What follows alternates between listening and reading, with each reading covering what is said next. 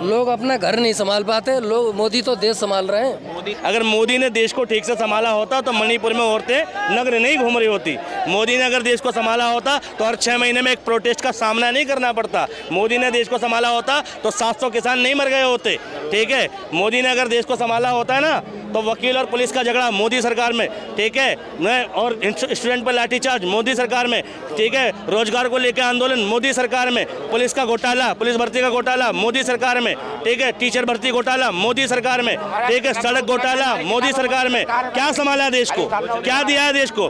और देश में कम्युनलवाद, जगह जगह हिंदू मुस्लिम के झगड़े मोदी सरकार में, जगह जगह लोगों की भावना हाथ हो रही है मोदी सरकार में। नहीं, मोदी जी की मौज में है, जनता के पूछो जनता के, वो मोदी जी के 10 साल बिल्कुल मौज में, 10 लाख के सूट में, लाखों के चश्मे में, लाखों के बूट में और लाखों के पेन में गुजरे और हजारों करोड़ के एयर जेट में गुजरे मोदी जी के 10 साल एकदम लाजवाब मस्त मौज में। मोदी जी कह रहे हैं ना 140 करोड़ की जनता मेरा परिवार है, मोदी का परिवार। तो वो जो मणिपुर में महिलाएं जो नग्न दौड़ रही थी मोदी जी के परिवार का हिस्सा थी, और अगर हिस्सा थी और फिर भी मोदी जी चुप रहे तो मोदी जी अपने परिवार के भी गद्दार हैं। मतलब परिवार का कोई सदस्य बिना कपड़ों के घूम जाए सड़क में, मोदी जी की कान में जूं तक नहीं रहेंगी, एक बयान तक नहीं हुआ। भाई देश में मुस्लिमों का इतना मोब लिंचिंग हुई, ठीक, गौ के नाम पर कैसे कैसे लोग मर गए, ठीक है, मोदी जी के कान पर जूं नहीं रहेंगी। मोदी जी तो परिवार के गालों के लिए भी सगे नहीं है। देश में किसान जो है 700 किसान मर गए हैं, महीनों सालों भर तक भाई बैठे रहे, मोदी जी के कान में जूं तक नहीं रहेंगे। मतलब कैसा परिवार है? तुम परिवार वालों के लिए तुम्हारे कान में जूं तक नहीं रहेंगे जबकि सब कुछ तुम कर सकते थे। तो कैसा परिवार है तुम्हारा भैया? मोदी जी कह रहे हैं ना, जब मैं गरीब था, जब मैं चाय बेचता था, उस समय में जब भी भूखा रहता था, कोई भी मेरा परिवार आदमी खाना खिलाता था। तो मोदी जी गरीब थे, मोदी जी भूखा रहते थे, उसका बदला पूरे देश से ले रहे हैं कि तुम्हारी वजह से मैं भूखा रहा हूँ, लिहाजा तुम्हें भूखा रखूंगा। ऐसा परिवार कहाँ दे? राशन तो दे रहे हैं वो 5 kg राशन दे रहे 5 kg। मैं कह रहा हूँ डीजल की कीमत सस्ती कर दें, डीजल पर जो टैक्स जा रहा है ना 50 रुपए के आसपास, वो कम कर दें, राशन अपने आप सस्ता हो जाएगा, पब्लिक खरीद लेगी। राशन बांट कर डीजल महंगा करना, राशन बांट कर कपड़े महंगे करने, राशन बांट के हॉस्पिटल की फैसिलिटीज़ महंगी करना, राशन बांट के देश की हर एक बेसिक ज़रूरत को कॉस्टली करना, ये कौन सी नीति है? राशन अपने आप सस्ता हो जाएगा, डीजल सस्ता कर दो। उसी में तो लोग खुश है ना, उसी में खुश है लोग। खुश वही लोग हैं, ठीक, जो अंधे हैं, मानसिक रूप से अंधे हैं। जो जागरूक है वो अंधा नहीं है। ठीक है, वैसे ही जो जागरूक नहीं होते उनकी पॉपुलेशन ज़्यादा होती है, वो बच्चे पैदा करते हैं ना, जो जागरूक नहीं है। जो जागरूक होते हैं, जिनके दिमाग में एजुकेशन होती है, उन्हें मालूम है कि जिनको पैदा करना है उनका लालन पोषण भी करना है, तो लिहाजा उतने ही पैदा करो जितनी की ज़िंदगी संवार सको। तो मोदी जी क्या है? कंफ्यूज कर रहे हैं लोगों को, और कुछ नहीं है, कोई बेनिफिट नहीं है। जब से मोदी जी आए अर्थव्यवस्था देख, कहाँ 10 पर थी, अब कहाँ 5 पर है, और तीसरी अर्थव्यवस्था बनाने के बारे में बोल रहे हैं वो। 10 पर थी, 5 पर है। मनमोहन सिंह के टाइम पर जीडीपी 10 पॉइंट समथिंग जाती थी। मोदी जी जब से प्रधानमंत्री हैं 8 भी क्रॉस नहीं कर पाई है। ठीक, कहाँ पर थी, कहाँ पहुँच गई? मनमोहन सिंह के टाइम पर देश को जब फाइनेंस मिनिस्टर थे, देश की इकोनॉमी 145th नंबर पे थी। आज जो है उसके बाद उन्होंने 10वीं पोजीशन पे ला के रखा। मोदी जी 10 से 5 पे लाए। पहली ट्रिलियन इकोनॉमी का अचीवमेंट मनमोहन की सरकार में, दूसरी ट्रिलियन इकोनॉमी का अचीवमेंट, ठीक है, मनमोहन की सरकार में, 3 ट्रिलियन का अचीवमेंट मोदी सरकार में। मोदी जी ने कहा था 2024 तक हम 5 ट्रिलियन इकोनॉमी बना देंगे। 5 ट्रिलियन छोड़ो, अभी 4 ट्रिलियन भी नहीं हो पाई है। ठीक, तो भैया तुम जो कह रहे हो तुम वो नहीं पूरा कर पा रहे। तुमने 2 करोड़ रोजगार कहा, तुम वो पूरा नहीं कर पा रहे। ऊपर से तरह तरह की नई नई डिबेट्स खड़ी कर दे रहे हो। तुम ये और कह रहे हो कि कोई पकोड़ा बेच रहा है तो रोजगार है कि नहीं है। अरे सरकार में हो तुम भाई, अगर हम दर्जी की दुकान पर जाएंगे तो दर्जी बनाएगा, मोची की दुकान पर जाएंगे तो मोची बनाएगा। तुम सरकार में हो, तुमने रोजगार का वादा किया तो सरकारी नौकरी चाहिए। ठीक, प्राइवेट नौकरी के लिए तो प्राइवेट संस्थान ऑलरेडी है, तुम्हारी क्या जरूरत है? एक्सपोर्ट कंपनी में आदमी खुद जा सकता है। दूसरे private sector, IT sector already खुले हुए थे, पहले से खुले हुए थे, वो तो पहले से मुहैया करा रहे हैं जॉब पहले से। मोदी जी का क्या योगदान है इसमें? कैसे रहे 10 साल मोदी जी के? सही है, जो हम उनके विपक्षी बोल रहे हैं वो सही है, उनके तौर पर है। लेकिन मैं ये कहना चाहूँगा कि अगर सब इतना होता है तो फिर भी उन्हीं को क्यों जिताते हैं बताइए आप? सारे वोट उनको बार क्यों आते क्या हैं? जवाब देंगे? तीसरी बार भी बोलने दावा कर रहे हैं। एक मिनट, चंडीगढ़ देखा तुमने? चंडीगढ़ मेरे इलेक्शन कैसे जीतते मोदी जी, ये तो वहीं से क्लियर हो गया। ठीक, अब रही बात उन्हें क्यों जिताते हैं। देश अपने असल मुद्दों से भटक गया। ठीक, देश में कम्युनलवाद बढ़ा है, देश में धर्म को लेके एक नई बहस छिड़ चुकी है, ये सबको पता है। 2014 से पहले तो नहीं थी ये बहस, 2014 के बाद ही आई ना कि भाई तुम सच्चे सनातनी बन जाओ, हिंदू हो जाओ, मुसलमान हो जाओ, फलाना हो जाओ, ढिमकाना हो जाओ, इस जाति पे गर्व करो, उस जाति पे। 2014 के बाद ये डिबेट छिड़ी है। धर्म बहुत बड़ी आड़ है किसकी, कि तुम काम ना करो फिर भी जीतते रहो। ठीक, अगर मोदी जी ने सच में डेवलपमेंट कर दिया होता ना, तो कोरोना के टाइम पे जो लाखों मजदूर पैदल चल के गए ना, उनको जरूरत नहीं थी अपने गांव जाने की, वो यहाँ बैठ कर खाते। मोदी जी ने अगर इलेक्शन हुआ तो भी हारते वो, अभी उनका इलेक्शन हुआ तो भी हारते वो, यही तो दुर्भाग्य है। दुर्भाग्य। सुनो, अगर कोई आदमी जीत रहा है, ठीक, कोई आदमी बार बार निरंतर जीत रहा है तो वो ठीक हो गया। तुम बलात्कार करो, ठीक, और फिर इलेक्शन में जीत जाओ तो क्या होगा? तुमने बलात्कार नहीं का आरोप माफ कर दे तुम पे। अरे भाई, ये तो रियलिटी है ना कि वो रोजगार की स्थिति खराब है, ये तो रियलिटी है ना पेट्रोल महंगा है, ये तो रियलिटी लिवलीहुड जो बेसिक जरूरतें घर की, सिलेंडर विलेंडर ये सब महंगे हैं, ये सच्चाई है ना। ठीक है मोदी जीत रहे हैं, लेकिन जीतने चाहिए कि नहीं ये पूछ रहा हूँ मैं। अरे भाई देखो, हम हमारे चाहने से कुछ नहीं होगा, लेकिन देखो ऐसा है अगर हम कहेंगे कि हम वो नहीं जीतेंगे तो भी वो जीतेंगे, और नहीं कहेंगे नहीं जीतेंगे नहीं तो भी जीतेंगे वो। मैं एक बात नहीं, ये बात तो ये सही कह रहे हैं मोदी जी आएंगे, उसका कारण नहीं। सुनो, देश में मैं इतनी गारंटी दे रहा हूँ, वोटों की गिनती करा लो, मोदी जी को जितने पक्ष में वोट पड़ते हैं, मोदी जी के विपक्ष में उससे ज़्यादा वोट पड़ते हैं। सब पार्टियों को अलग अलग निकाल लो, ठीक है। और भाई मोदी जी के खिलाफ पड़ने वाले वोटों की संख्या आज भी मोदी जी के पक्ष में वोट पड़ने वालों की संख्या से कम है, ये रियलिटी है, ठीक। लेकिन मोदी फिर भी जीत रहे हैं, वजह क्या है? सैया थानेदार तो डर का आएगा, चुनाव आयोग, ठीक है, IBL, ठीक, वोटिंग मशीन में घपला, 19 लाख EVM का गायब होना, बहुत सारे फैक्टर हैं, ठीक है, एक रीजन नहीं है। और अगर कोई आदमी ऐसे जीत रहा तो जनता को विद्रोह करना चाहिए, ठीक। चाहे भाई मोदी जी अगर इलेक्शन से नहीं हारे तो जन विद्रोह से जाने चाहिए। ऐसा आदमी देश में चाहिए ही नहीं जो देश की सत्ता का दुरुपयोग करे, ठीक, और ऐसा आदमी चाहिए नहीं जो देश को मूलभूत मुद्दों से भटका दे। चाहिए नहीं, लेकिन फिर भी देश को चाहिए ऐसा आदमी। कैसे चाहिए? जब चाहिए कहना चाह रहे हैं, चाहिए नहीं, पब्लिक को चाहिए नहीं। क्या बोलने चाचा आ गई है? सर मोदी ही चाहिए, मोदी ही चाहिए देश अच्छा, को। क्यों चाहिए? कारण क्यों कुछ भी हो जाए सर, आना मोदी को। ये तो ठीक है, कारण पूछ रहे हैं। कारण बहुत मुद्दे हल करे मोदी जी ने, हैं?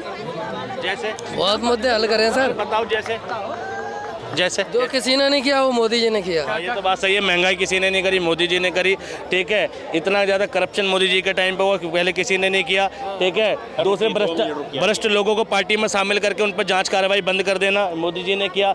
जितने भी करप्टेड लोग दूसरी पार्टियों में थे आज वो भाजपा में हैं और उनके केस मुकदमे बंद हो गए।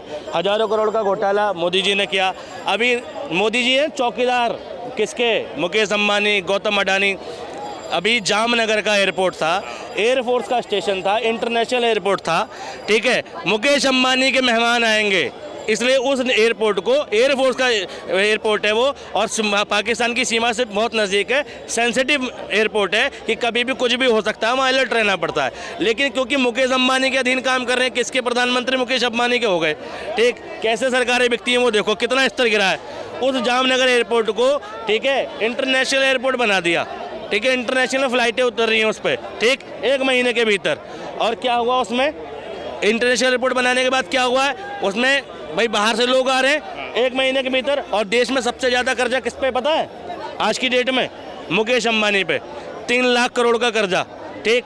बावजूद इसके आज तक मोदी सरकार ने क्या कार्रवाई करी है उस पर और क्या पूछा है? उसका भाई, ठीक है, मुकेश अंबानी का भाई अनिल अंबानी बैंकरप्ट हो गया, ठीक है। उसकी कंपनी इंडिया में बिकी, उसके भाई ने खरीदी, उसको बचा लिया भागने से। जितने भी लोग करोड़ों हजारों करोड़ का घोटाला करके भागे, मोदी सरकार में भागे, ठीक। हजारों करोड़ का घोटाला मोदी सरकार में भागे। क्या बोल रहे? अच्छा, तो आप किसको लाना चाहते हो? किसको लाना चाहते हो? अरे भाई सुनो मेरी बात, मोदी को सुनो लाना चाह रहे हो ना, तो आप लाना किसको चाह रहे हो? मैं एक बात बताऊं, प्रधानमंत्री कौन मेरी मासूका है, मैं लेकर आऊँगा। मैं अपने इलाके का विधायक, सांसद चुनता हूँ, ठीक है। अपने इलाके के नेता का चुनाव होता है मेरे हाथ में। मैं अगर गौतम बुद्ध नगर जिले में रहता हूँ तो मेरी जिम्मेदारी अपने इलाके के सही नेता को चुनने की है। मैं प्रधानमंत्री नहीं बनाता, प्रधानमंत्री संसद में जितने सांसद जाते हैं वो बनाते हैं। तो मैं अपना सांसद का चुनाव ठीक करूँ, मेरी जिम्मेदारी ये है। तो मैं अपने यहाँ उस बंदे को वोट देता हूँ जो काम करे और जिससे मैं काम करा सकूं, उसको नहीं जो मेरे यहाँ झांकने भी नहीं आता। मोदी जी काम नहीं कर रहे थे। मोदी जी मेरे यहाँ के सांसद नहीं है, पहली बात।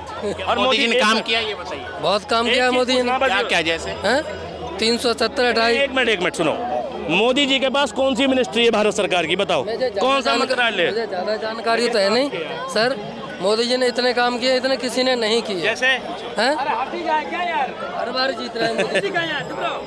काम करा है जब ही तो जीत रहे हो, और इस बार भी जीतेंगे। काम के नाम पे वोट हुए, इलेक्शन हुए अभी।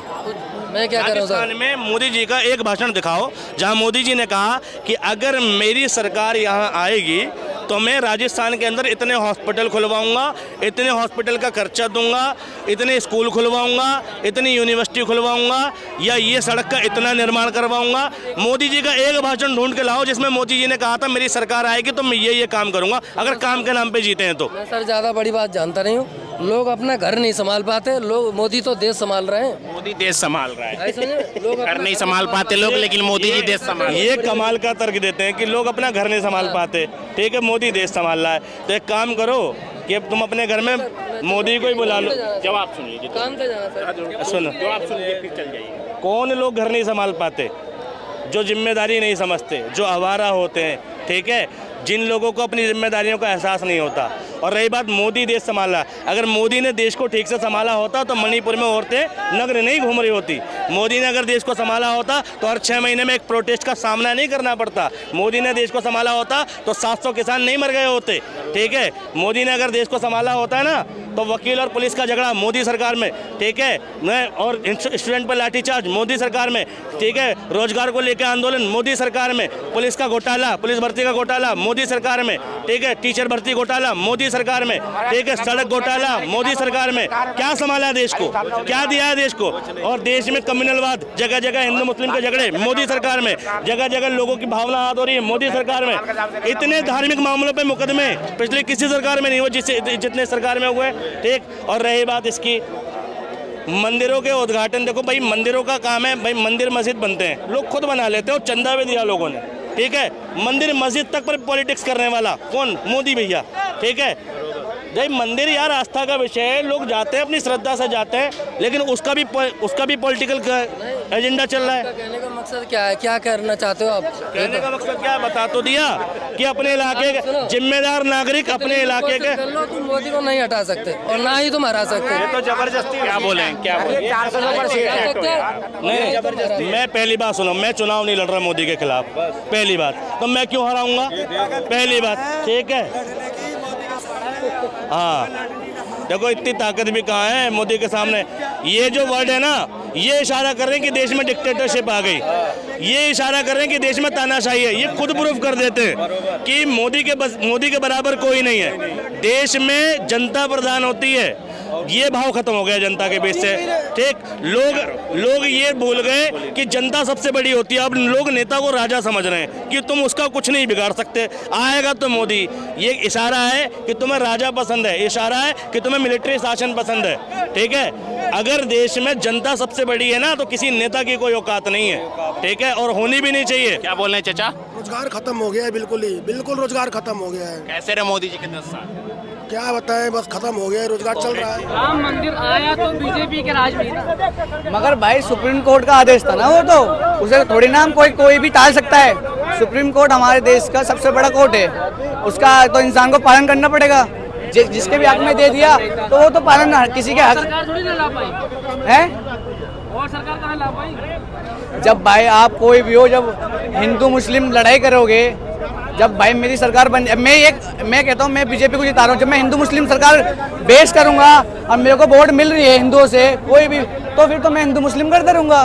जो पढ़ा लिखा होगा इस बार का हिंदू मुस्लिम को अलग रखकर और क्या नाम है ये पूछेगा, हाँ भाई बेरोजगारी कितनी है हमारे देश में, तो वो बात करो। जब हम मंदिर और मस्जिद की बात करेंगे तो कहाँ से क्या नाम है रोजगार बढ़ेगा, कहाँ पढ़ेंगे लोग बाग? मस्जिद हिंदू मुस्लिम मस्जिद के लड़ते रहेंगे हम, कब पढ़ेंगे? कब टाइम मिलेगा पढ़ने के लिए? हम और आप लड़ते रहोगे तो टाइम बताओ कब मिलेगा? मस्जिद मंदिर बनवाते रहो, इससे बड़े मंदिर और मस्जिद से बढ़िया कॉलेज बनवाओ, स्कूल बनवाओ, यूनिवर्सिटी बनवाओ। है कहाँ बनवा रही है बताओ? एक भी बनवाए हो? यूपी के अंदर, दिल्ली में पढ़ते हैं और हमारा टेस्ट लगता है क्या नाम है सुमापुरी शहीद नगर में, यूपी दिल्ली में। हम दिल्ली पढ़ने नहीं जाते हैं, एक भी हमारे पूरे क्या नाम है गाजियाबाद में एक सरकारी स्कूल बढ़िया नहीं है पढ़ने के लिए। हम खुद दिल्ली में पढ़ते हैं और देख का दिल्ली का स्कूल काम चल रहा है, टीचरों पर इतना प्रेशर है और जो कैमरे लग रहे हैं कि क्लास में 2-2 टीचर नहीं आता तो प्रिंसिपल अपने क्या ऑफिस के अंदर माइक पे बोल सकता है उस क्लास में टीचर क्यों नहीं गया। और यूपी का हाल देख लो जाके आप एक आज। क्या कह रहे हो भैया? क्या कह रहे हो? पूछो क्या कह रहे हो? दिल्ली में केजरीवाल है, दिल्ली में बीजेपी ने दिल्ली को डुबा दिया, केजरीवाल ने हैं? दिल्ली को डुबा दिया, बीजेपी आके दिखाओ दिल्ली में, फिर मानेंगे हम तो। डुबा दिया तो अच्छा है।